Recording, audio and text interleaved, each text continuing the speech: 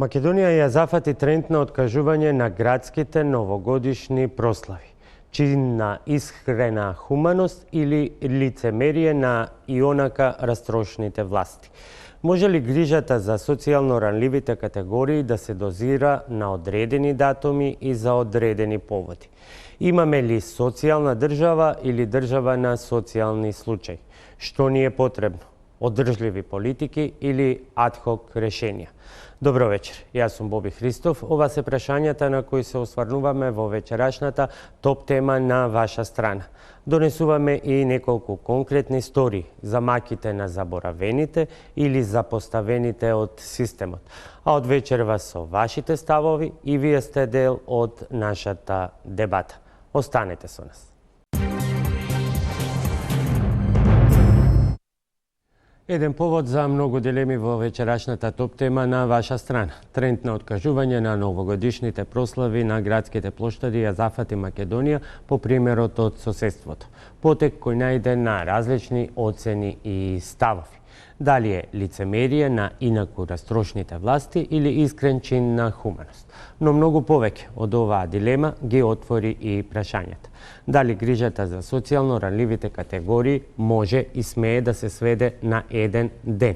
Каде се градските власти во сите градови цела година? Каде се социјалните трансфери на државата? Има многу луѓе кои немаат топол дом, струја, немаат корка леп и ним им треба да им се помага секој ден со смислени и одржливи политики, а не со адхок популистички решенија. А со што се соочуваме ние? Тоа се дилемите и прашањата за мојот вечерашен форум за дебата, составен од, верувам, компетентни гости.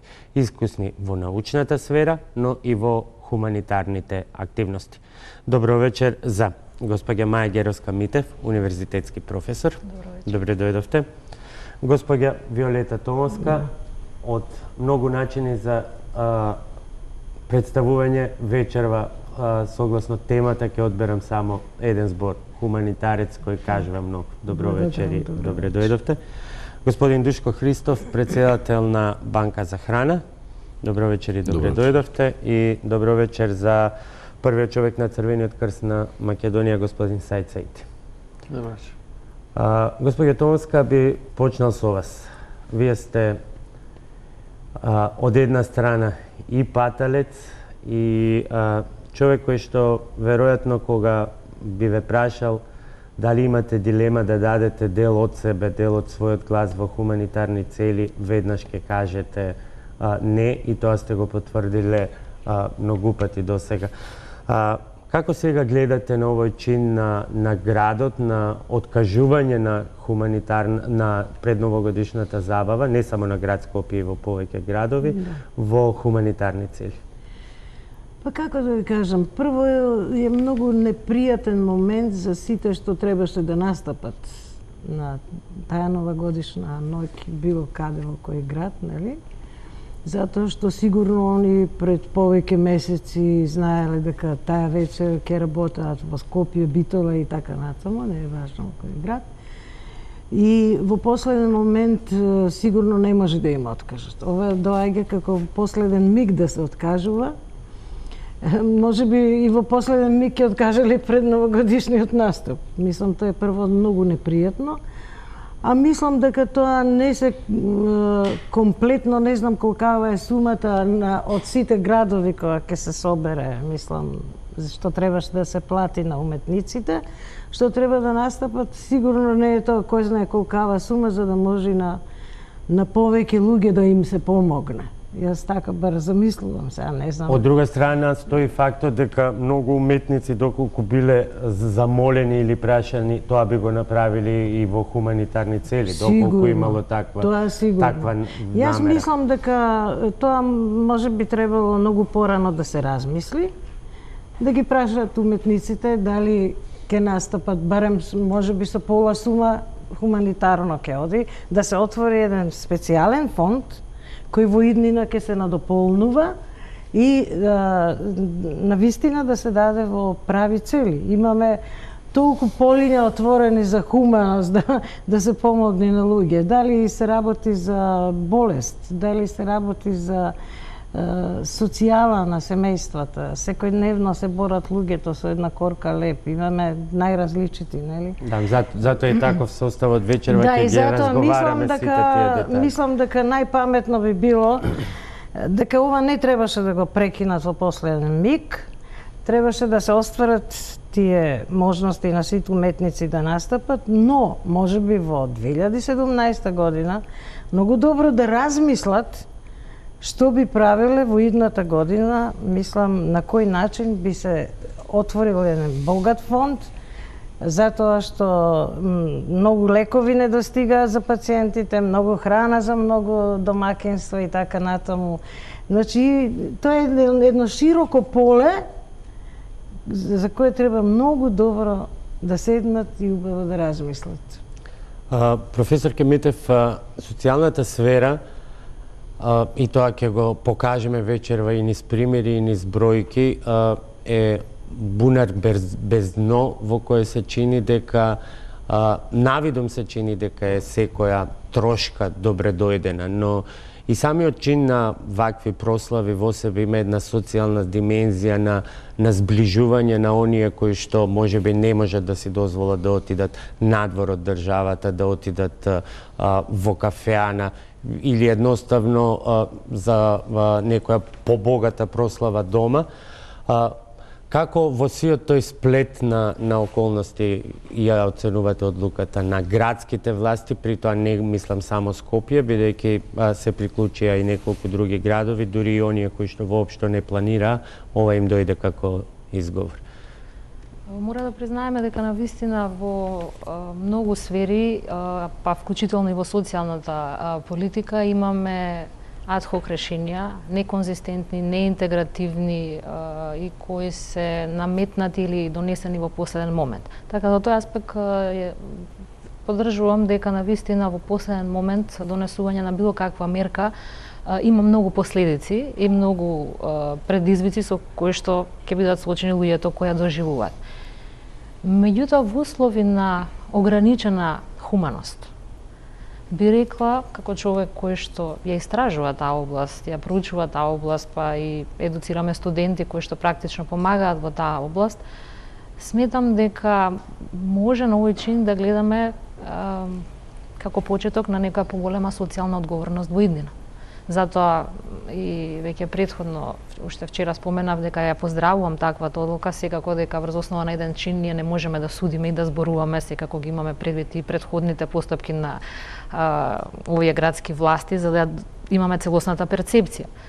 Меѓутоа, јас лично го поздравувам тој чекор, сметајќи дека средствата ќе бидат употребени на вистина, за мене тоа е вистинската дебата, нели, во чиј интерес ќе биде сето ова, да биде пред се тоа транспарентно и на начин на кој што на некој тоа не само символично, туку на вистина ќе придонесе за подобрување на одредена околност, како што претходно беше кажано, дали тоа е здравствена, прехранбена, образовна или било како, што не значи дека сите тие пари треба да бидат прераспределени на сите лица кои што во моментот се соочуваат со одредена социјална ранливост. Што значи тоа ограничена хуманост? Споменавте и самите претходно дали е ова лажна хуманост, значи во таа смисла имаме, па би рекла изминатите, ако не повеќе, тогаш сигурно 10 години, каде што дури политиките кои што се креираат во таа сфера, веќе не се базираат на принципот на солидарност, туку бараат некаков реципроцитет. Ја споменам примерот за социјална парична помош, која што во минатото се испаѓаше како надомест без барање возврат од оној кој што ја прима социјалната парична помош, меѓутоа со измените од последните неколку години, сите оние кои што ја примаат оваа помош се обврзани да вратат нешто назад, односно со учество во јавни работи, да не само бидат корисници на буџетот, туку и да возвратат со работа, односно активација на пазарот на трудот. Господине Сити, големо искуството на Црвениот крст со разни хуманитарни акции и веројатно можете и да направите една брза вака пресметка, иако не ви најавив, знаејќи ги и бројките околу тоа кој е бројот на социјални случаи во Скопје и така натаму. која е вашата оценка? Колку ваквиот потекува заштеда од 30.000 евра на градот, иако вообичаено нели ваквиот тип на манифестации претходно се одвиваа со спонзорства на големите компании, ќе придонесе за помош барем на одредена категорија, ако не на сите? Да, добро, ако се има во предвид дека освен градот Скопје и неколку други градови најави откажување на прославата новогодишна, тоа веројатно тие пари би биле значителни. Меѓутоа, и во оваа ситуација, кога ги слушаме изјавите нели, за откажување, не се кажува каде ќе одат тие пари, него едноставно во некои хуманитарни цели, што не се сомневам дека ќе биде така, меѓутоа би било подобро и потранспарентно доколку при откажување и се кажува нели, која категорија, која целна група, на кој начин би се покрили, тоа веќе би имало и некоја позначајна смисла. Иначе, уште на почетокот, дискусијата што ја водиме некако е одраз на тоа што се слуша секојдневно во однос на оценките, дали е добро и позитивно тоа што се откажува, или од друга страна па дали ги лишуваме од можност тие семејства и тие луѓе, тие граѓани кои на некој друг начин не можат нели да си организираат дочек, било тоа да е во редот на сопственото семејство, повторно од некои причини, можеби материјални, можеби немат и така натака, или па не можат сите да одат некаде по хотели или во странство тоа да го прават. Така да, навистина е моментот онака ад хок се наметна како дискусија, како момент за дискусија, меѓутоа во секој случај во ова што го дискутираме може да се најде да се стави забелешка во смисла на тоа дека сето ова добро ќе беше доколку произлегуваше како иницијатива од самите луѓе кои се повикани должни да ги организираат овие работи. Сепак ова беше момент на подсетување можеби на одредени општествени кругови, чинители, носители на одредени иницијативи, идеи. Ова сега значи доаѓа како едно откажување, па вие откажавте, па и ние, па сега надале ни речат, па и ние ќе откажеме, така да навистина ако сакаме да го оцениме моментот, тоа што не можеме да речеме дека ова е една организирана работа, него едноставно момент на или одговор на одредена иницијатива општествена која да видиме во што ќе се изроди и во кој правец ќе оди. Во секој случај, значи ако средствата нели се соберат на едно место, веројатно некому може да му бидат од корист. Тука може да се отвори дилемата и дискусијата околу тоа дали во минатото или во сегашноста дизајнот, односно опсегот, односно содржински, колку тоа треба мегаломански да биде, како тоа треба да се плати и така натака, и дали секогаш да треба да се оди во некој максимум на трошење на средства. Меѓутоа во секој случај велам уште еднаш дека е добро што ќе останат тие средства, меѓутоа уште подобро е доколку се знаат тие средства каде ќе одат. Што се однесе од Црвениот крст, ние сме тука како организација која нели се бавиме со хуманитарна работа да понудиме наша услуга во смисла на артикулирање на одредена иницијатива во смисла на намена на средствата и така натака. До сега побарана е помош или не? Бидејќи мислам дека допрва ќе се одлучува што и како со мислам дека кратка е овие денови, нели 4-5 дена наназад или нека се 7 се случува целата работа, веројатно ќе видиме и очекувам да бидеме контактирани и да се вклучиме во некоја активност од овој тип. Господин Христов, искрена хуманост или адхок лицемерие? Да го искористам терминот од најавата. Да, ја пред себе рекол дека ако земеме дека правично да кажеме дека гладот е најтежок вид на сиромаштија, од тука почнува за нас како организација и како волонтери кои што работиме во организацијата и во мрежата на организации кои што се во коалицијата за борба против гладот, ние би рекле тоа е адхок решение, популистичко решение, сега, доколку, како што кажа и Виолета, дојде во моментот да тоа решение биде во пракса, понатака, или со искуството од Црвен крст, кој што веќе артикулира голем број на такви хуманитарни акции, каде што они се нели адресата на хуманоста на председа на компаниите, мислам дека е закасната реакција. Ова е мал притисок, прво ние го викаме копи-пейст, пресликано од нашите соседи. Да, па потоа имаше иницијативи на социјалните мрежи. Така, и како што кажа, сега дека тоа е веќе 3-4 дена и се уште е преуранета, да речеме, реакцијата најверојатно од компаниите. Меѓутоа, јас тука би додал нешто, дека дел од групата на граѓани кои што евентуално би биле корисници на условно речено на оваа помош што евентуално би дошла од страна на градските власти, дека тие би биле на тие плоштади. Сега, кој е контрамоментот, кој што рече, значи, закасната реакција во незгодно време за уметниците, ајде за уметниците, меѓутоа има едно друго прашање. Дали, да запрашаме, дали само 32.000 евра градот Скопје трошел во минатото за во новогодишните ноќи? Или доколку ако видиме во околината, во позадината, силни тие видеобимови со огромен број на реклами на компании кои што нели сака да се видат за таа новогодишна ноќ, па дали не можеше да се изнајде решение тие компании кои што веќе се рекламираат да ги задржат уметниците на некој ниво, па макар и со пола цена да пеат, да го занимаваат народот за таа ноќ, бидејќи ја пак ќе речам дека убеден сум дека ако не пола, барем 1/3 од оние што ќе беа на градските плоштади, се баш токму тие што евентуално биле корисници. Станува збор да тука професор ке нели за таа една своевидна традиција, социјална димензија, која што на тој начин и со евентуалното одржување на такви манифестации има една друга сосема поинаква димензија и сега се наоѓаме во таа контрадикторност што е подобро. Па да, затоа мислам дека, барем од моја перспектива, не гледам на овој чин како негативен, бидејќи на крајот на криштата тие средства за кои што еве зборуваме, не знаеме нивниот износ вкупен колкав е реален, би можеле да бидат наменети за одредена културна вклученост на поранливите групи. Имено статистиката покажува дека голем број на лица воопшто во годината немаат можност да учествуваат во јавниот, во културниот живот. Значи, наместо тоа да биде на услови какви што се замислуваат за време на таа една новогодишна ноќ, за една вечер, да бидат распределени во текот на годината за посета на културни настани на оваа ранлива група. Ни за други, значи да не шпекулираме во однос на можните решенија каде овие средства би се намениле, но јас пак ќе кажам, за мене е многу поважно да ова не го гледаме како намалена можност за одредени луѓе да партиципираат или се вклучат, туку напротив како можност да се отпочне една иницијатива која што треба да се задржи.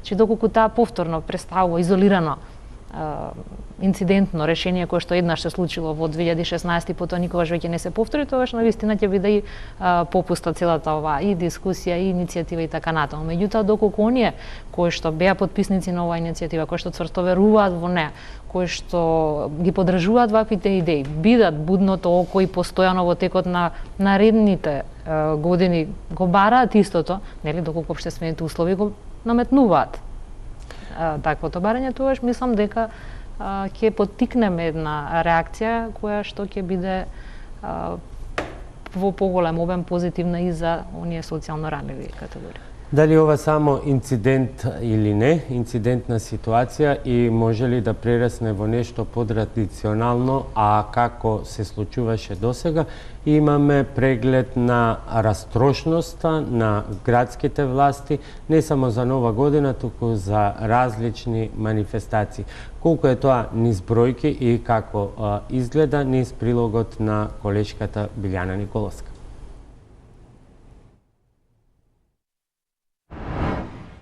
Во домот на семејството Ангеловски е пуштено. 15-годишниот Филип ќе учи во нормални услови. Ова е благодарение на хуманите луѓе и организации кои по сторијата на Телма донираа и повеќе од потребното. Бабата Лепа Ангеловска вели дека телефонот се вжештил од звонење по објавувањето на приказната, ама се јавиле само обични луѓе или бизнисмени со искрена намера да помогнат. Меѓу нив немало представник на ниту една институција. Имало народ, стварно имало. Јас сум мислела нема, стварно имале добри луѓе, имало цела Македонија да толку секаде се јавуваат. Од институција некоја ви се јави или од општина или било како? Од општина само не. Ова е само еден од многу бројните примери за семејства кои кога се во ситуација од која нема излез, побарале помош преку медиумите. Искуствата покажуваат дека најчесто помагаат луѓето кои воопшто не сакаат да се експонираат дека донирале. За разлика од нив, општините или другите институции ретко се одзиваат на прозивките, ама и кога го прават тоа се трудат целата јавност да дознае. Во трката за сликање покрај социјални случаи не изостануваат и градоначалниците. Деновиве е една од најактуелните теми организирани од дочек на плоштадите низ градовите. Она што ги поврзува со хуманоста е што дел од градоначалниците јавно се пофалија дека наместо да организираат општонародна журка, тие пари ќе ги потрошат за донации. Кому не кажуваат. Прв беше Велес. Таму со години не се организира дочек, ама градоначалникот Славчо Чадиев се пофали. Парите ќе се донираат на сиромашните. Дали воопшто било планирано дочек годинава не кажа, ама вкупната пренамената сума е 2000 евра за 20 семејства или по околу 100 евра за секое. Ќе се потрудиме да им обезбедиме пакети, ќе се потрудиме да им обезбедиме средства за онаа намена за која што нив ќе им биде потребна, дали ќе биде тоа во пакети со храна, дали ќе има потреба од огрев. И покрај ова веста беше со аплауз пречекана од јавноста. Твитерџиите ја реобјавија, па така на пример постот посветен на Велес на Ина многу фина доби илјадници лајкови на Facebook. По ова се истрче и градот Скопје. Уште следниот ден ја откажа новогодишната забава на плоштадот, која пред само неколку денови лично градоначалникот Коце Трајановски ја најави. 32.000 евра кои беа предвидени за пеачи ќе ги донира во хуманитарни цели. Од градот не знаат кому ќе му ги дадат парите, ќе одлучувал советот, ама најверојатно на седница после Нова година. Уште поинтересно е тоа што Скопје веќе го заврши тендерот за новогодишниот огномет. 10.000 евра ќе мора да ги плати на фирмата Аскомерц од Гостивар, која го доби. Прослава нема да има, плоштадот ќе биде пуст, ама небото над Скопје ќе блеска, кога стрелките на часовникот ќе се поклопат. Огнометот сепак ќе го потребат, потврдуваат од градот. Скопскиот хуманитарен вирус ги префати и дел од останатите градови. Примерот го следи и Битола. Па Владимир Талевски исто така јавно се пофали дека ќе биде хуман, ама не одговори дали и воопшто беше планирано спротивното. Цениме дека има еден многу интересен тренд кој што општина Битола сака исто така да го испочитува. Вечерта на 31 нема да се одржи централната прослава. Ги запрашавме граѓаните дали веруваат во искрените намери на градоначалниците или се сомневаат дека хуманоста ја искористуваат во популистички цели. Ги поддржувам, меѓутоа не е лошо и да се подели таа сума, нели? Мислам да има и хуманитарно, а да има нешто и за дочекот на Нова година, не е лошо. Поред е нормално. Луѓето можат да се веселат и без тие пари, ако сакаат да се веселат. Многу нормално и многу исправно. Убаво едното и друго, да има и дончек, а да има и хуманитарни цели.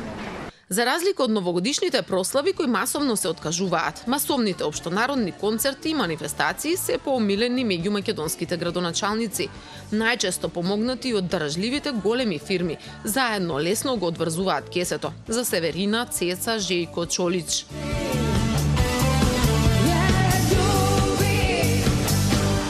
Големиот христијански празник Успение на Пресвета Богородица Беровчани го прославија со концерт на речиси голата хрватска пејачка Северина.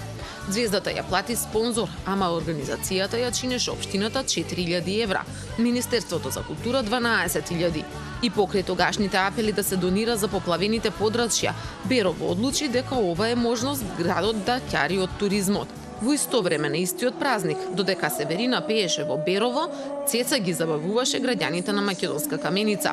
На овој начин општината одлучи да го прослави своето 20 годишно постоење. Колку точно ја чинел овој спектакл општината, градоначалникот Дарко Митревски нема податоци, ама целото културно лето 30.000 евра, за кој вели дека најголем дел се собрани од донации. Сепак и тој тогаш остана глув на апелите да се донира за поплавените. Општонародни манифестации со скапи пеачи организираа и Штип, Крилеп, Велес. На Прилепски пивофест годинава беа предвидени 32.000 евра, за Штипската пастрмелијада 20.000, додека за Велешката питијада 55.000 евра. Сите градоначалници имаат иста математика. Дел даваат од буџетот, дел собираат од спонзори. Бенефитот од туристите им е пресметан, па на хуманост тогаш тешко се досетуваат. Престојната 2017 година е особено битна за градоначалниците. Во неа народот ќе им пресуди дали тие ќе останат на своите функции, ќе добијат уште еден мандат или пак ќе ги замени некој друг.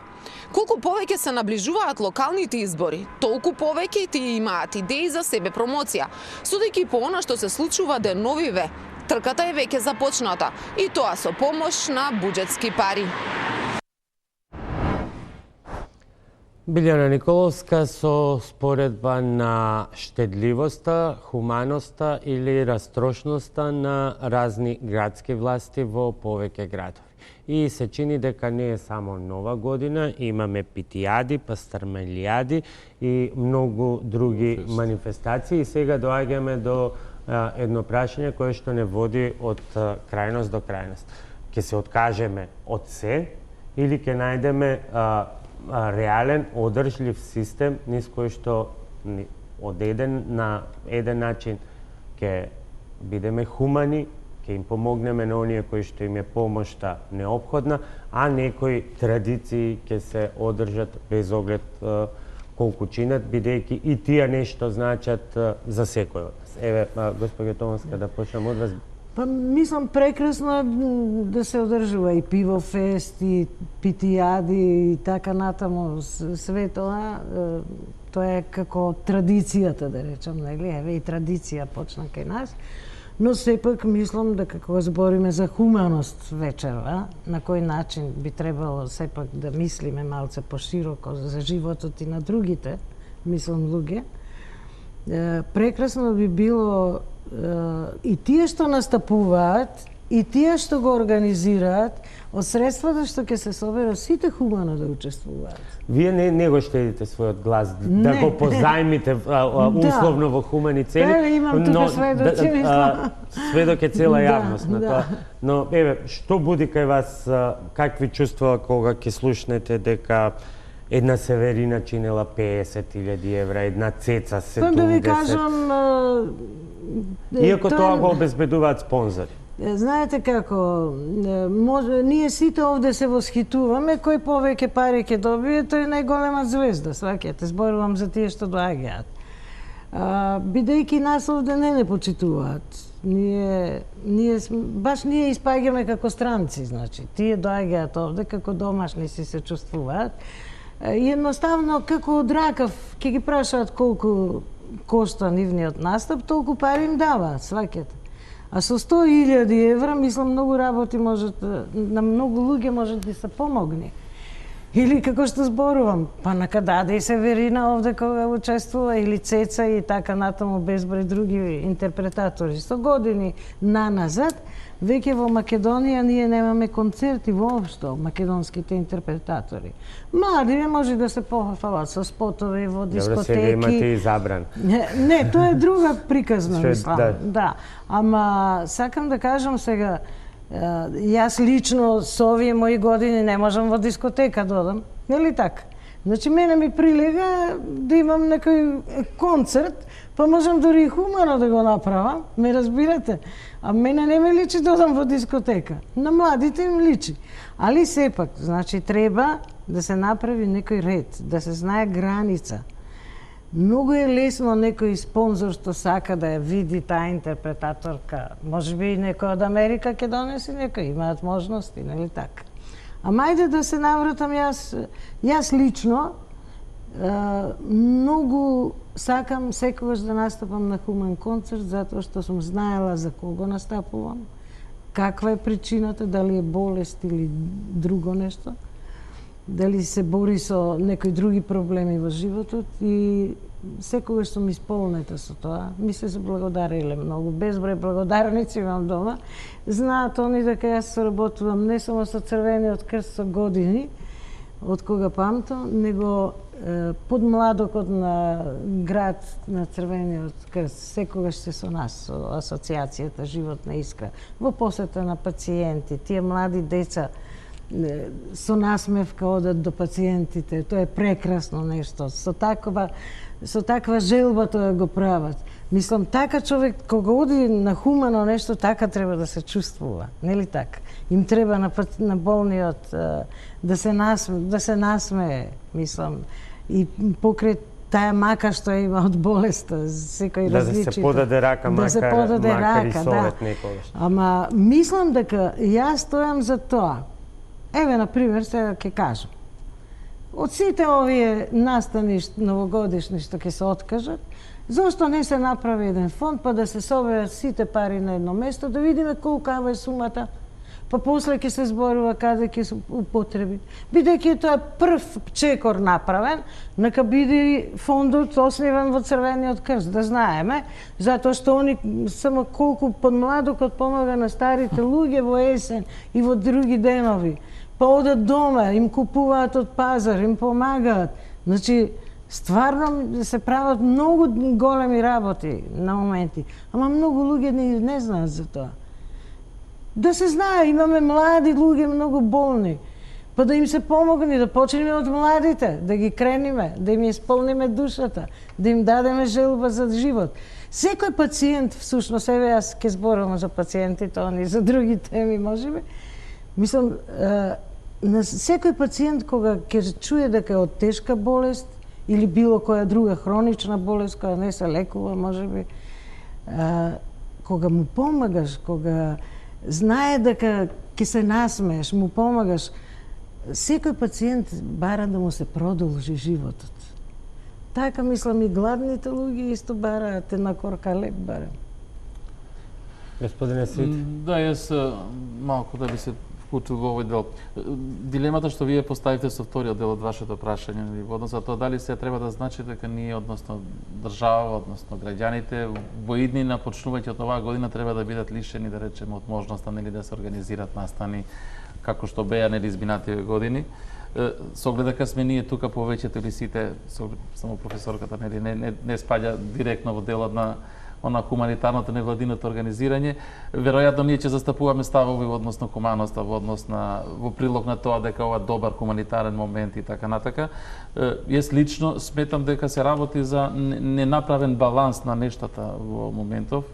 Тоа што се обидов на почетокот да го кажам, треба да се има во предите моментот на неможноста на сите, нели на некој начин да го одбележат настанот, меѓутоа треба да се има во обзир и моментот на она што вие го нарекувате или го нарекуваме нели потреба на луѓето за леп, за не знам како и така натака. Во ова гужва би рекол на приоритети општествени, каде што нештата нели не се поставени како што треба.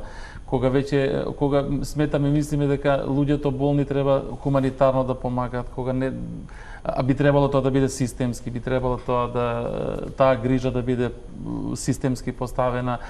Нашата работа треба да биде испомош на таквите ситуации, не треба да биде главна и носечка активност. Така да се работи веројатно за добар момент за отварање на дискусија, за нудење на аргументи условно во смисла на тоа дали ова треба да се прекине едно за секогаш или ова го разбираме и го свативме сите ние. Затоа јас реков на почетокот дека е еден повод за многу дилеми, кој што отвара многу дилеми, со кој што сега веројатно ќе треба да го, по моје мислење, значи треба се во ова да биде момент од кај што ќе тргнеме сите да го дадеме нашиот придонес.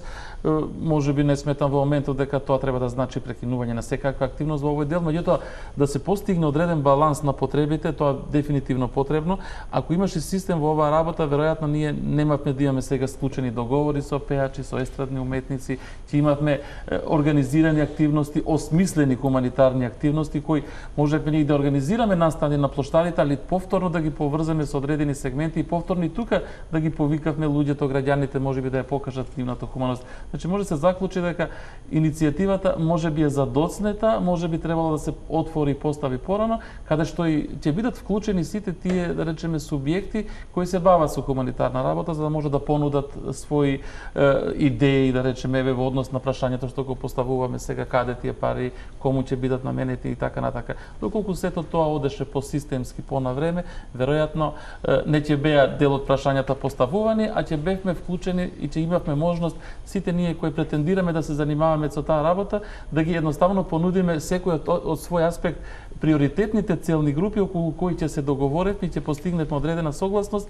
и ќе ги насочуваме тие активности и веројатно задоволството ќе беше обострано и секако дека дискусиите ќе се водеа во смисла на констатирање дека една работа е добро направена и дека во таа смисла треба веројатно да се надополни за наредни години и да се подобрат тие активности се со цел да бидеме и хуманитарно одговорни и социјално одговорни и секако да ги сочуваме традициите, затоа што дефинитивно одбележувањето и до честите на нови години не е само ексклузивитет на Македонија, во сите градови, во сите држави, во цел свет тоа се прави, а сигурно е потребно само сето тоа добро да се дизајнира, добро да се осмисли, за да можат нели да се постигнат посакуваните ефекти и цели во тој.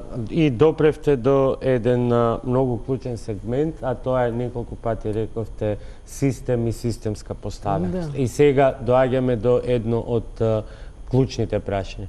Имаме ли воопшто систем и системска поставеност во кој што било какви хуманитарни акции ќе бидат додаток на суплемент, додаток на системот, а нема да бидат основата.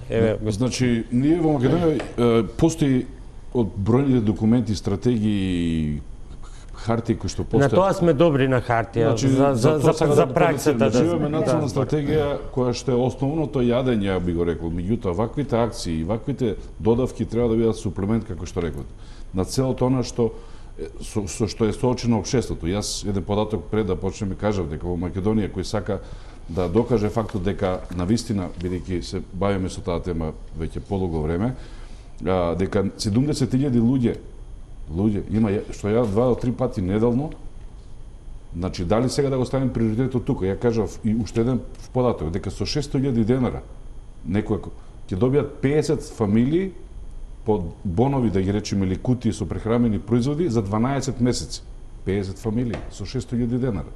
Оние најосновните потреби, не зборувам за артикли кои што се, нели, луксус. Оти знаеме дека во шампоните на богатите повеќе има овоше него ли на масите кај сиромасите. Тоа е една флоскула која што е приказна која што се врти. Меѓутоа, ние имаме бројни документи кои што го редуваат тоа. Имаме како се финансираат општините. Меѓутоа, ни во еден буџет на тие општини ние ни најдовме дека они им предвиделе средства за ваквите прослави. Затоа велам и можеби е адхок решение, во моментот секако дека е адхок решение и дека е популизам. Не е лошо како од аспект на хуманост да се стави акцентот. Меѓутоа, како што рече, се дека тоа ако било на време организирано, сватено дека ќе се направи балансот и ќе се канализираат, да ги речеме, сите овие, да ги речем, евентуални средства што ги спомна Виолета, дека да ги ставиме на купче, нека биде отворена сметка во Црвениот крст, бидејќи они скорешно поплавите веќе има такво едно искуство, каде што на бројни граѓани во Стајковци и околината поделија. Значи, тоа е еден начин каде што можеме сите ние да допринесеме, сите они кои што работиме тоа, бидејќи Црвен крст е најголем и најобединувачки во тој дел, да можеме сите да помогнеме. На тој начин, јас пак ќе речам, обезбедувањето слушам, па и мислам дека на вашите вести беше во Битола, каде што градоначалникот ќе дал одредена сума на средства за домот за деца доенчиња. Во ред, јас почитувам и таа одлука, меѓутоа тоа е систем на државата. Они имаат своји установи кои што државата се грижи за нив. Директорката кажа дека имаат средства за функционирање, меѓутоа нормално секој екстра средства им се добре дојдени, што е за почитување. Но ако веќе имаме негде среден систем, дајте таму кај што нема. Црвениот крст и сите ние кои што работиме знаеме каде горе. Јас спомнувам на професорката, дали знаат граѓаните дека 11.000 луѓе изнемоштени, стари изнемоштени лица живеат во руралните средини. Оно што го рече Виолета, значи ние да отидеме со нашите волонтери, со нашите, да ги речеме, активности и преку овој систем, можеби со посебен фонд, да допреме до тие граѓани. Бидејќи не се само граѓаните во урбаните делови. Ја пак и се повторам дека барем 1/3 од граѓаните што евентуално би учествувале, односно би дошле на тие прослави на площадите, би биле корисници на оваа помош што евентуално би дошло до нив. Да се свртеме сега кон системот и системските решенија. Професорке, колку го имаме тој систем во кој што основата ја обезбедува државата, што е и нејзина основна функција и должност, а во која сето ова што го работат сите останати гости присутни овде, кај многу невладини кои што хуманитарни организации кои што не можевме вечерва да ги собереме сите на едно место, ќе бидат само додаток. Се чини дека ние се наоѓаме во една обратна ситуација. Системот на социјална заштита во Република Македонија од институционален аспект е доста разгранет, функционира во смисла на достапност, бидејќи имаме околу 30 центри за социјална работа, што значи во секој поголем место и град постои. Меѓутоа, колку од финансиски аспект се тие мокни да обезбедат доволно средства и конечно персонал за да може да ги обслужат сите социјални потреби е сосема друго прашање. Од аспект на промени кои што се случи изминативе 10 години во тој систем на социјална заштита, ќе споменам дека се воведе тој принцип на плурализација, каде што не заради тоа што државата сакаше да ги даде своите ингеренции на приватниот и неформалниот сектор до некаде, туку пред се од економска немоќ, државата го воведе тој концепт на плурализација, што значи заедничко обезбедување со невладиниот или приватниот сектор, неформалниот, по пат на приватно-јавно партнерство, по пат на контрактирање, договарање и така натаму, обезбедување заедничко во однос на дел на социјалните услуги. Зборувам за услуги. Паричните помошти се уште се централизирани, односно се обезбедуваат исклучиво од јавниот сектор во име на социјалните. Сега, тука морам да ве прекинам, немоќ на државата. Можеме ли да говориме за немоќ на државата ако имаме ситуација во која социјалните трансфери одат единствено преку централниот буџет? Имаме, град Скопје кој што има за подставка други социјални активности само 1,7 милиони евра во својот буџет, а во исто време истата таа градска власт гради панорамско тркало од 22 милиони, гали од 8 милиони или троши стотици милиони на рефасадирање на целиот град. Што е тука погрешно во приоритетите? Значи, најмалку два аспекти ви споменала сега во однос на вашето прашање. Во однос на првиот дел, секако дека можеби не се изразив најдобро, финансиската прераспределба на средствата кои што одат во име на системот на социјална заштита е недоволна за да може да се обслужат. Што значи, можеби гледано од аспект на бруто домашен производ, би требало да се издвојуваат повеќе од оние средства кои што во моментот се издвојуваат. Македонија е некаде на дното во смисла на европски споредби, односно издвојува некаде околу 15% од бруто домашниот производ во име на социјалната заштита. Или во пари 27.279, ова се најнови податоци, корисници домаќинства само за категоријата постојана парична помош. Минимумот за едно лице, ако користи 100% помош е 2.831 денар, максимумот за семејство и домаќинство со 5 и повеќе члена е 7.020, тие што користат пола е пола од оваа сума. Ова што го споменавте е сосема уште помал дел, ако гледаме пак од бруто домашниот производ. Она што го споменав околу 15 вклучува и пензии, вклучува значи многу поголем дел всекупното и социјално. Јас го извев она што е директно социјална парична дотација за загрозените така, и тоа е некаде максимум до 2% од бруто домашниот производ, значи уште е помалку. И во тој контекст, значи приоритетите ние од на вистина сите можни аспекти преку истражувања, преку различни видови на соработки со централните власти се обидуваме да наметнеме дека она што се поставува како прак или репер за исплата на социјална парична помош и на другите форми на парични помошти за подршка на социјално ранливото население е прениско. Че во тој контекст, ако имате вие линија на сиромаштија, денеска, впрочем, се објавија најновите дефинитивни податоци од Државниот завод за статистика за сиромаштија во однос на 2015, кои говорат дека прагот на сиромаштија за едночлено домаќинство, изразен во денари на месечно ниво, е околу 6.600 денари. А имаме исплата на социјална парична помош за едночлено домаќинство од 2.800 денари.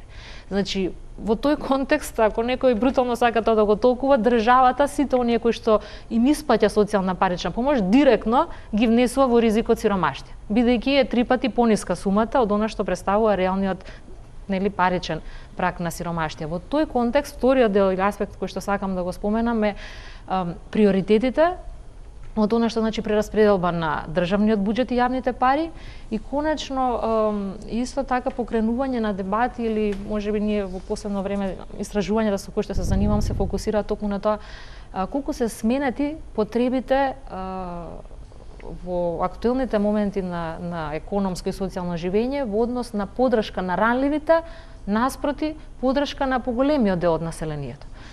Впрочем, и овие дебати покажуваат дека и тогаш кога се јавуваат иницијативи во однос на подршка за социјално ранливите, има голема поделба. Не сите веднаш ги поддржуваме, без разлика дали гледаме кои се политичките, лукративни, различни други причини, туку едноставно веќе постои јас помеѓу перцепцијата дали на вистина, можеби од аспект таквата подвоеност постои затоа што не знаеме дали на вистина тие стигнуваат до крајните корисници или на доверба кон институциите во одредена смисла, но на вистина е вредно да се анализира дали ние поддржуваме социјална држава која што ќе се базира на генерацијска солидарност. Што тоа значи? Имаме пензиски систем кој што во најголема мера, да речеме, или 60% се исплаќа по пат на таа генерацијска солидарност. Односно, оние кои што активно работат, плаќаат придонеси, оние кои што во моментот се во пензија ги користат тие придонеси. Дали во иднина, имајќи го ова ниво на доверба во државните фондови и институции, останува дека сакаме да продолжи тој систем да функционира или ќе го зголемиме оној друг дел кој што исто во моментот е во делот на пензискиот систем актуелен, а тоа е дека останатите 40% се исплаќаат на приватни, односно секој сам за себе штеди. Значи, тука влегувате на ризичен терен, бидејќи ги нема ни моите ни вашите во последно време, не знаеме каде завршуваат.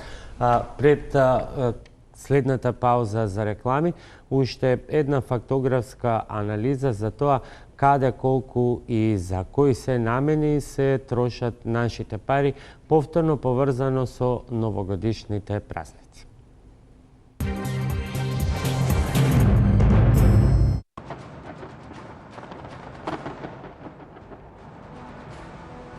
За прославата на најлудата ноќ, најлудо се трошат и буџетските пари. Огромни се сумите кои градот Скопје, но и дел од општините ќе ги дадат или веќе ги дале за разубавување на главните улици и плоштади. И покрај информациите дека новогодишната прослава во Скопје годинава се откажува и дека парите ќе се донираат во хуманитарни цели, сепак само 30.000 евра ќе бидат донирани, а најголем дел од предвидените средства се веќе потрошени. Светлото на буџетската сметка на град Скопје најмногу засвети по договорот за украсување и декорирање, склучен кон крајот на ноември. Иако градот планирал да потроши 165.000 евра, ја пуштил чергата малку повеќе и потпишал договор кој чинел 30.000 евра повеќе од предвиденото.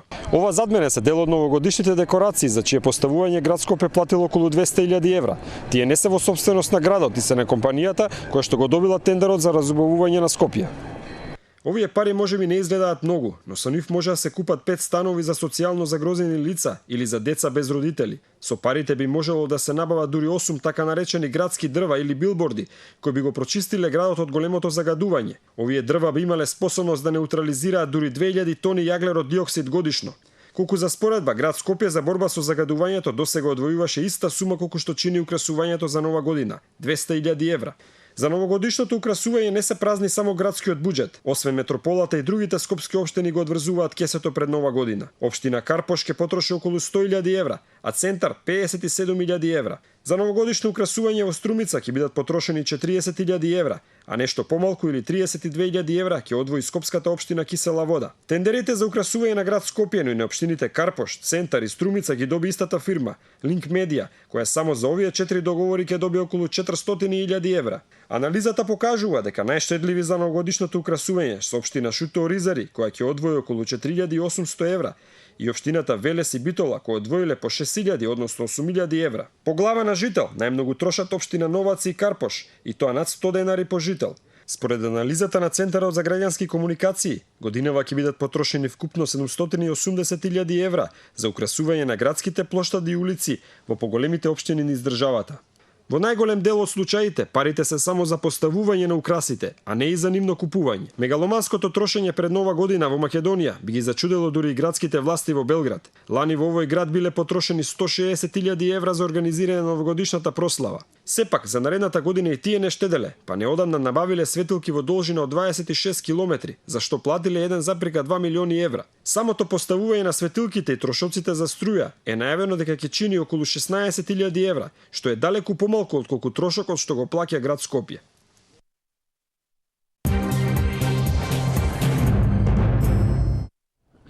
Добре дојдовте назад во топ тема на ваша страна. Пред завршното прашање вечерва.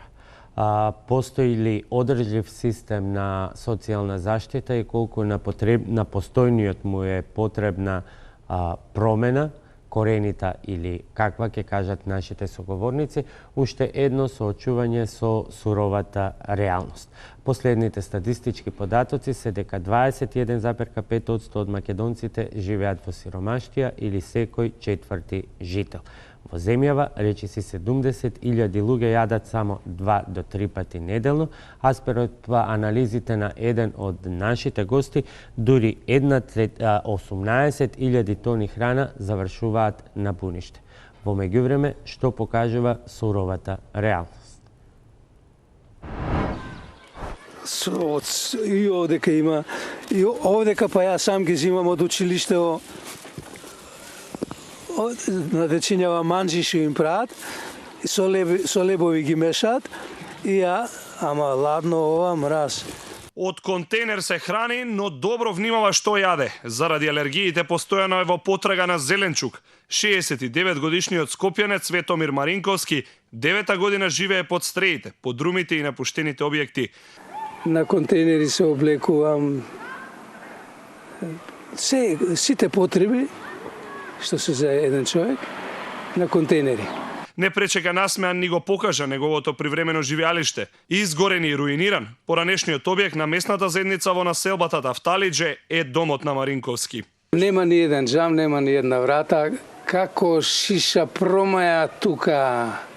Леле, а колку прашина, кога е суво, кога не врне, прашина, кучињата ми каслаат. После секој дожд, овдека се правева езера во сека од тие 15 простори, а додека спијам, морав чадор да држам и како е тоа спиење. Нема имоти примања, има 23 години работен стаж, а образованието му овозможило да работи во војни медицински лаборатории во поранешна Југославија.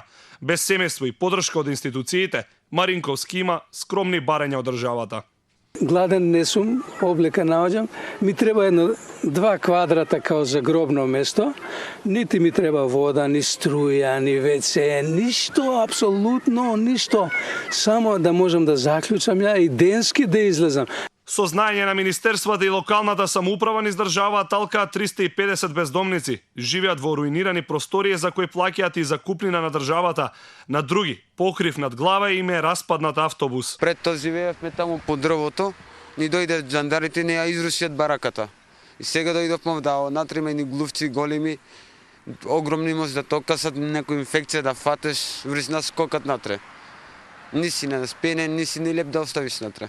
Дел од овие луѓе се приматели на социјална помош, дел се оставени на милостина од граѓаните. Овој стар капут вредел 3000 денари, но да му го оставам на Чичко Свето ќе ми бидат потребни уште 329.000, бидејќи толку македонци според статистиките на Светска банка во 2015 година не можеле да го купат. Живееле само со 225 денари на ден.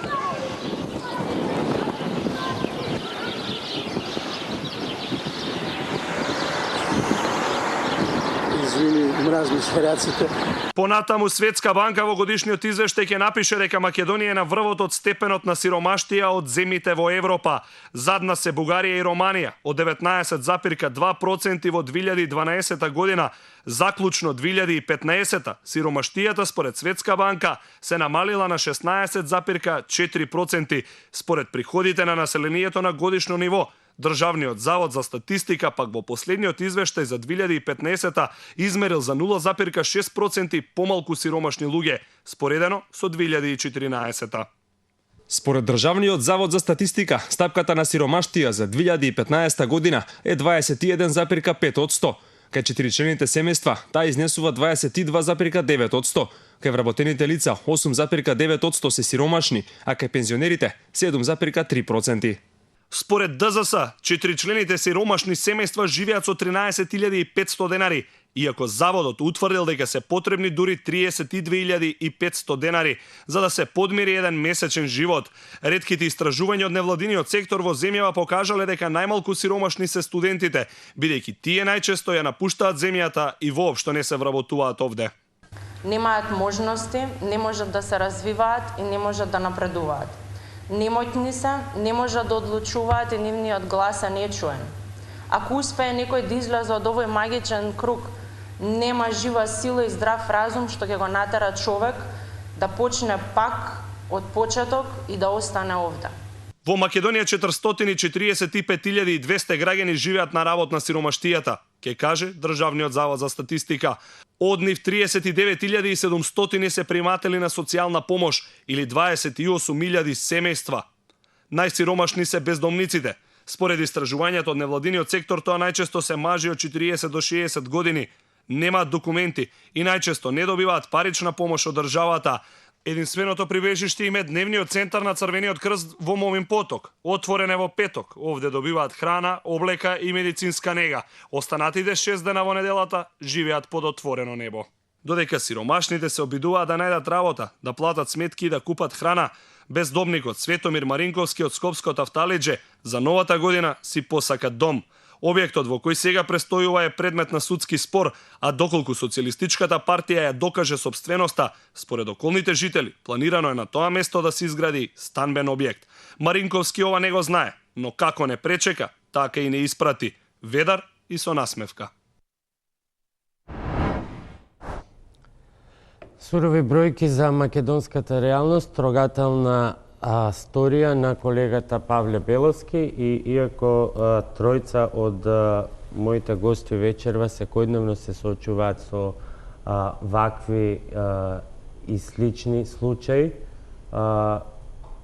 секој збор буквално предизвика воздишка. Господине Сити, 2 пати неделно, зимно време по потреба работите за бездомниците. Доволно е тоа за една држава и може ли една таква држава со само еден таков центар во град во кој што живее 1/3 од вкупното население, па и повеќе, да каже дека има одржлив систем за социјална заштита? Добро, тоа што ние го правиме, тоа е наш проект, значи наш програм. Сметавме како организација на Црвениот крст дека тој дел, таа целна група не е покриена, нели, со адекватни услуги, адекватна заштита. Знаете, проблемот на бездомништвото е воглавно проблем на големите градови. За Македонија голем град е Скопје, нели, кога велиме за големите градови зборуваме за милионски градови и метрополи светски, така да и во Македонија, значи гледано, тој проблем е наизразен во Скопје. Ние го согледавме тој момент, видовме дека институционално нема одредена грижа во таа смисла и ние сметавме дека како Црвен крст треба да го дадеме нашиот придонес и да помогнеме на тие луѓе. Така и неколку години наназад, веќе 5 или 6 година, односно 7 година, нашиот дневен центар, односно центарот во Мовин поток, работи 2 пати неделно. Еве како што од прилогот видовте, значи во петок се нуди комплетна услуга за нив. Ние како Црвен крст ги собираме во градот, знаеме каде се тие лоцирани, каде престојува со наше возило, наши волонтери ги превзимат, ги носат во Мовин поток, им се дава облека, им се дава храна, медицинска заштита, менуваат облека тука, значи повторно ние ги враќаме таму од кај што ги земаме. Знаете, но проблемот е што тоа не е проблем до вас. Не, апсолутно. Проблем на системот што вие велите ги враќате таму каде што остануваат. Моето прашање е, може ли тоа да си го дозволи една држава и може ли таа држава да каже дека има одржлив систем на социјална заштита? И што треба да се менува? Па не би требало, веројатно се. Во некои држави имате примери каде што постојат центри такви, нели, во одредени држави. Пример, во Србија постои таков центар, кај што ги изгрижува бездомниците. Меѓутоа, ме прекинавте, сакав да кажам следното. Филозофијата на бездомниците е специфична. Значи, вие не можете да влијаете присилно, него едноставно морате со нив да работите, да соработувате, да се грижите, да ги изгрижувате и така натака. На тој начин, ние придонесуваме дел од нив и да се откажат од намерата, затоа што различни се условите и причините поради кои лицата или луѓето стануваат бездомници. Како и да е, не навлегуваме во причините и не навлегуваме во нивните мотиви. Нашата улога е, односно нашите можности, односно нашата цел е да им помогнеме на тие луѓе, да им олесниме нешто од тоа што они одбрале и избрале да го прават. На овој начин, преку оние така наречени адвокативни механизми кои ние ги поседуваме и во нашето работење се служиме, се обидуваме и да влијаеме на доносителите на одлуките, на чинителите, нели, на организираниот живот во државата, дека одредени проблеми и проблематики постојат во државата, ние сме тука да помогнеме согласно можностите кои ние ги имаме и помагаме, меѓутоа и алудираме и потсетуваме и бараме да се преземе одговорност за тие целни групи и да се реши на институционален начин. Веројатно се размислува за тоа, сигурно се работи на тоа и веројатно нешто ќе се направи, меѓутоа се додека тоа не се направи, само на хартија како што се додека не се направи, Црвениот крст ќе го даде својот придонес на начин како што и досега го прави. Ние тоа го правиме од наши средства, од средства кои одредени донатори ги дават, меѓутоа морам во оваа прилика да кажам дека кога се работи за пунктот во Мовин поток, дел од поддршката финансиска ја дава и градот Скопје. Значи они го препознале тој момент, ја препознале добрата работа на Црвениот крст, добрата можност зборувам за партнерство со Црвениот крст, така да на индиректен начин они вложуваат одредени средства преку нашето работење и ги помагаат тие луѓе кои се дел од живеењето во градот. Значи тие се граѓани на овој град, така да можам слободно да кажам дека во тој дел навистина има и разбирање и секоја година на годишна основа дел од буџетот доаѓа од градот Скопје. Господја Томска, вашата директна активност преку Животна искра е поврзана со друг сегмент, тоа е сегментот на здравјето и тука податоците се многу сурови. Во моментов 20 активни броеви за донации, 90% се за лица на кои им е потребна помош за лекување во странство. Ова се податоци од операторот ВИП, велат има многу повеќе, но приоритет им се дава на болните деца. Дополнително 25 броеви за донации се отворени во моментов од Фондацијата Телеком за Македонија. Колку е поразително за државата, обесхрабрувачки за вас, хуманитарците, како што ми рековте, ни раскажавте пред малку една приказна дека ви се јавила жена болна од леукемија, која што не може да си приушти ниту една перика. Не може, затоа да не зборуваме за лековите и терапијата. Прво со семејството, социјален случај, имале прво социјална помош, 2000 нешто денари, она, сопругот и 3 деца. Имале прво 2 деца, кратко само да кажем, имале прво 2 девојчина, но се решиле да одат на трето дете, затоа што ќе добијат помош за трето дете. Но кога ја добиле помошта за трето дете, веќе овие 2000 нешто денари се скратија, нели така? Јас тоа не го знаев, ми беше чудно, мислам. Значи, жената веќе ги прими 2 терапии, хемотерапии, сега моментално заврши. Имаше потреба од перика, за да не гледаат нормално девојчината, на 30 нешто години жената. И посакувам се најубаво, но не е проблем само што не им стига средствата, мислам, таа помош за трето дете, него од време на време мажот ја работи како зидар, она не работи и проблем е тоа што живеат во некоја трошна зграда и дури по куќнината, мислам, не им е средена како што треба. И имам желба сега наскоро да одам и обеќав дека ќе одам да видам каде живеат, што живеат, ме интересира што може да им се помогне, нели? Се прашувате ли некогаш до кога само ние, каде е системот, каде е државата? И помогнавме за перика. Значи не е само таа жена што помогнавме, заедно со Борка Сдруженијето помогнавме за перика. Се слушам јас редовно со незе, за вака да ја влеам желба за живот подобар, значи. И имаме, да ви кажам, многу голем број на пациенти. Значи на прво место се кардиоваскуларните заболувања, па одма доаѓаат малигните заболувања. Морам да кажам дека преку 10 години најмалку и повеќе на позитивната листа нема нови лекарства кои што ги има во Европа, нели? Се бориме за тоа со години, уште ништо не сме успеале, не само како Животна искра, него повеќе здруженија, еве се приклучивме веќе и како алијанса на пациентски организации, заедно 5 организации, Борка, Животна искра за ретки болести, Пеперутка за децата и Хепар од Битола. Вратата е отворена уште за многу други асоциации невладини. Веруваме дека ќе имаме во иднина поголем успех заедно сите да учествуваме и до фондот за позитивната листа и за сите проблеми што се јавуваат, мислам, на ова поле, на малигните заболувања. Кога ќе влезете во холот на онкологија, ќе се исплашите, мислам, колку има пациенти. И исто така има доста заболени и од дечињата кои се на хемата онколошкиот оддел на детската клиника. Значи, многу болести, многу немаштија, што спомена, И јас да ви кажам, кога го гледав и овој прилог сега, едноставно човек ке занеми, не може ништо да каже. Значи, на сите полиња социјална ни е страшна. И мислам дека треба многу сериозно да се седни, па ако треба куќа по куќа на тие луѓе од социјалата доди да се види на кои што може да им се помогне. Затоа што сигурно можеме бар помалку секој од нас да помогнеме, да подадеме рака.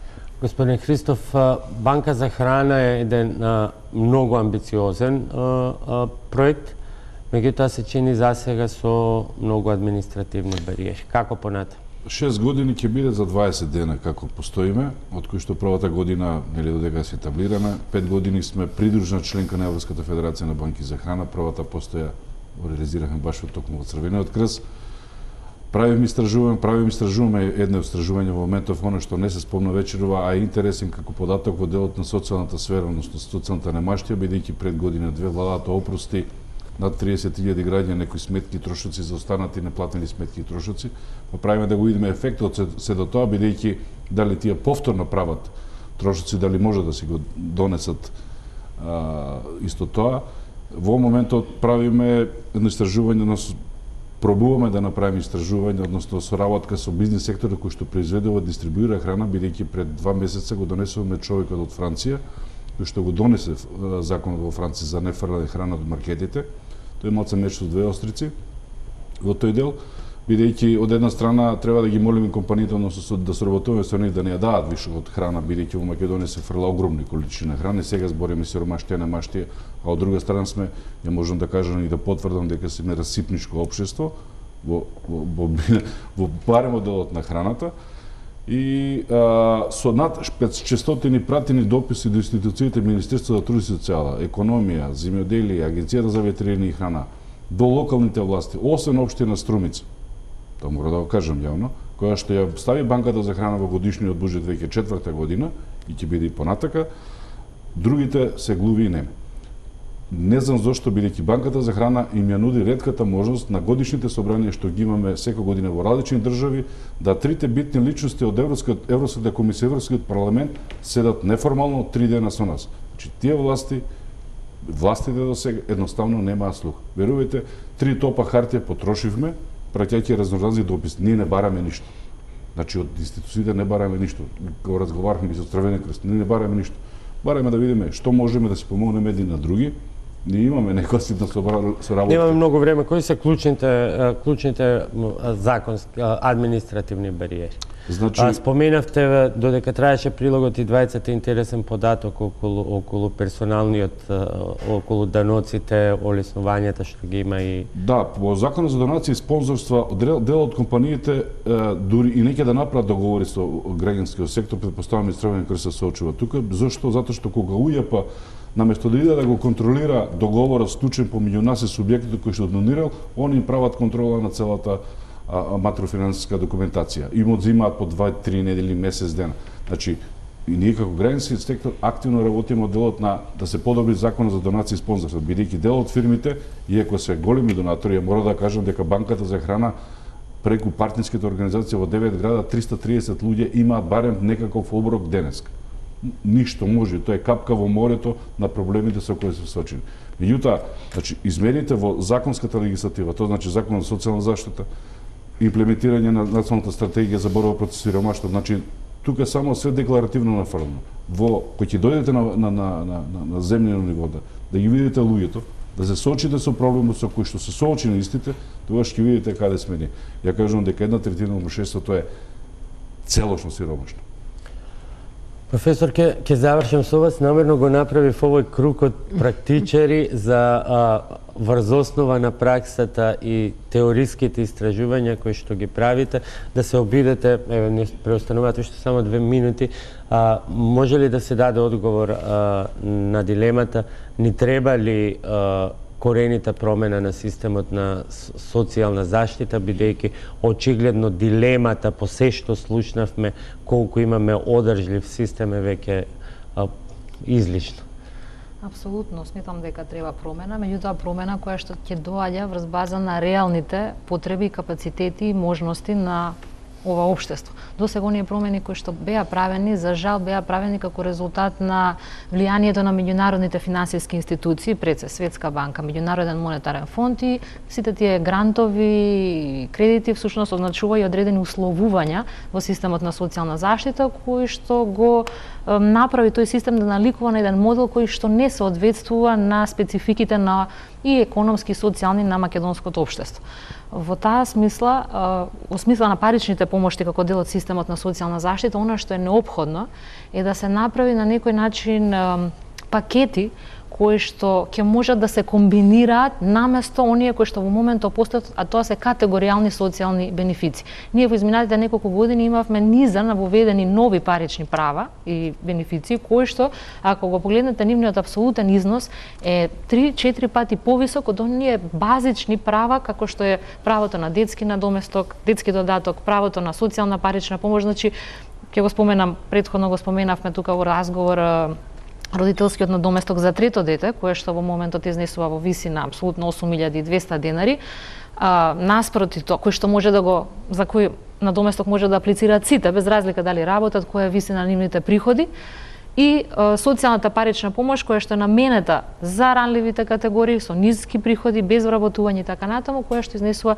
2800 денари. Значи во таа смисла и при тоа ги исклучува да можат да користат други права. Значи во таа смисла на некој начин интегрирање на правата, за да конечно комбинацијата на парични помошти и услуги им се даде можност на ранливите категории да имаат еден адекватен животен стандард. Во моментот системот на социјална заштита обезбедува само базично преживување на ранливите категории.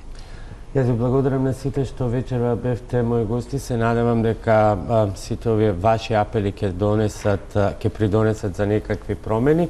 За крај да ги слушнеме и вашите коментари и реакции на она што беше иницијална каписла за оваа дебата, а тоа е откажувањето на новогодишните прослави и воедно на овој начин да ве информираме како во иднина ќе комуницираме со вас преку нашиот видеоблог.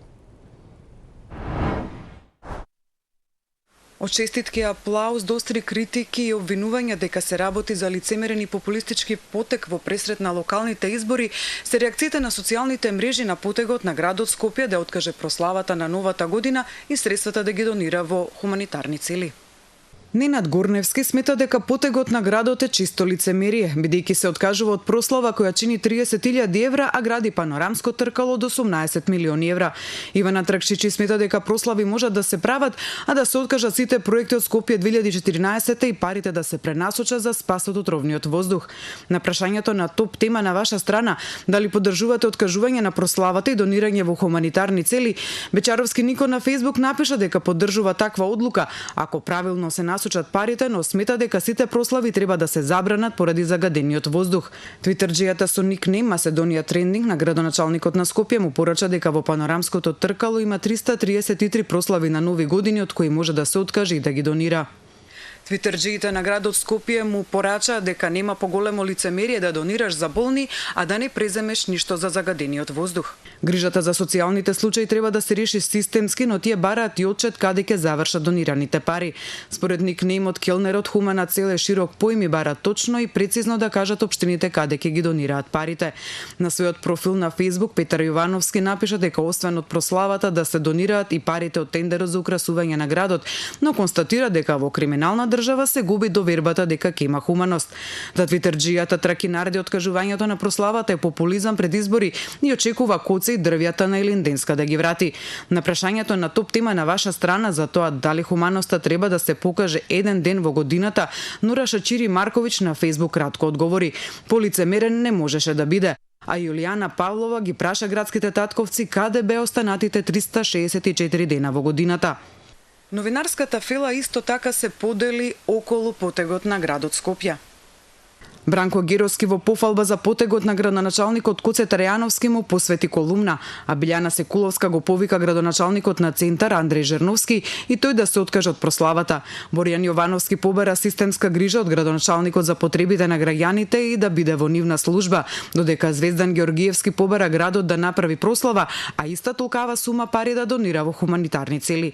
Жанита Трајковска им порача на градоначалниците дека им е лесно да ги откажат прославите, туку да се обидат да обезбедат чист воздух. Таа констатира дека одлуката на градоначалниците е само препишување од Србија. Во обим може да сумираме дека социјалните мрежи многу критички ја дочека одлуката на градот Скопје на некои други градови да ја одложат прославата на новата година и тоа најмногу го поврза со трошоците за проектот Скопје 2014 и со загадениот воздух. Благодарам, тоа беше колешката Тамара Ганчаровска со извадок од вашите коментари. За сите оние што упорно вртеа вечерва на нашите телефони, едно објаснување. Темите за кои што ќе се разговара во топ тема на ваша страна, а за во кои сакаме директно да ве вклучиме вас, ќе бидат директно најавувани ден предходно на социјалните мрежи. Ќе може да не најдете на нашата адреса на Facebook, го имате и нашиот акаунт на Twitter и сите ваши прашања и коментари ќе можете да ги испраќате со хаштагот на ваша страна. И ден порано и во текот на емисијата како провокација за нашите идни гости. Ова вечерва беше само пробна верзија на нашата нова алатка да ве внесеме и вас во нашево студио, бидејќи нашата идеја е со сите теми во иднина да бидеме на ваша страна. За вечерва ви благодарам на вниманието.